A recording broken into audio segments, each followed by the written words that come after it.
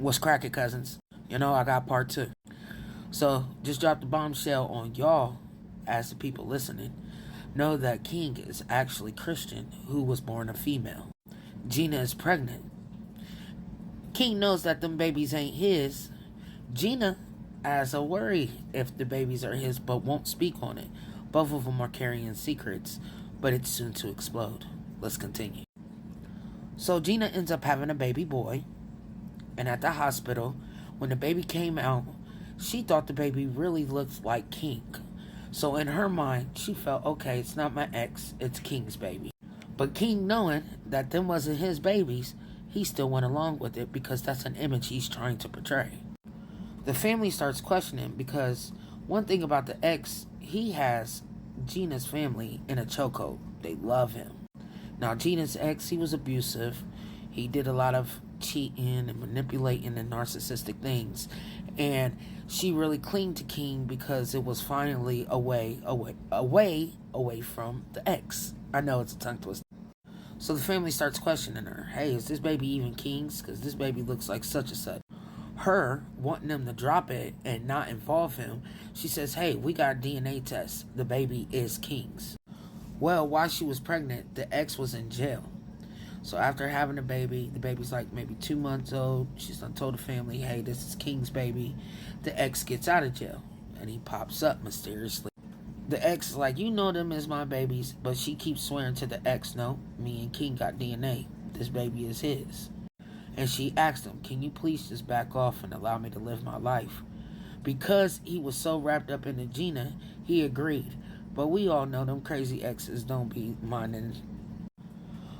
When the baby turned about 6 months old, Gina found out that she was pregnant again. King like, okay, now this is twice now. We're together.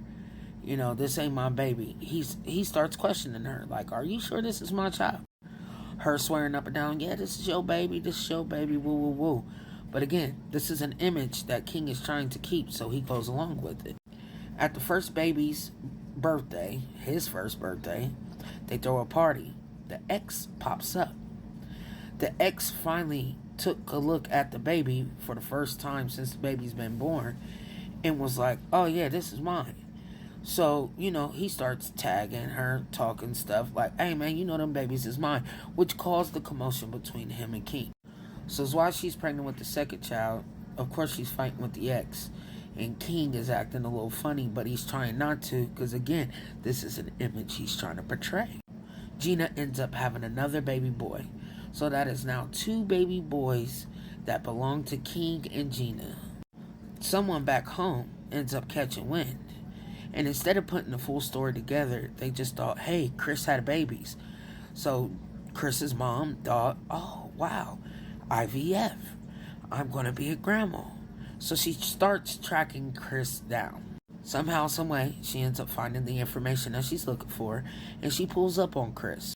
Thankfully, the kids and Gina were not there. And the whole time she is at the house, Chris is trying to get her up out the crib. Whoa. He finally gets her in the car. Guess who pulls up? Gina pulls up with the kids. Now, she's thinking, oh, okay, this is somebody who was babysitting the kids. They about to pull up so I can meet my grandbabies. The first child says, Daddy. The mom just happens to look at Chris, says, get the fuck off my door, closes the door, and drives off. As she's driving off, the kids are trying to wave at her. Gina is even trying to wave at her, and she just gives them the stink face. That automatically pissed Gina off. Gina was so mad that King's mother didn't acknowledge her, nor the kid. He keeps asking her, look, let's just drop it. I don't involve my past. I haven't involved my past. Just drop it.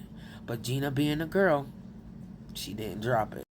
One day while Chris was in the shower, she goes through Chris's phone and gets Chris's mother's number. She ends up texting Chris's mom. And she texts Chris's mom like, they look like you. I wish they would build a relationship with you. You deserve to have that relationship. I truly love King. King has been awesome. I would love to introduce myself.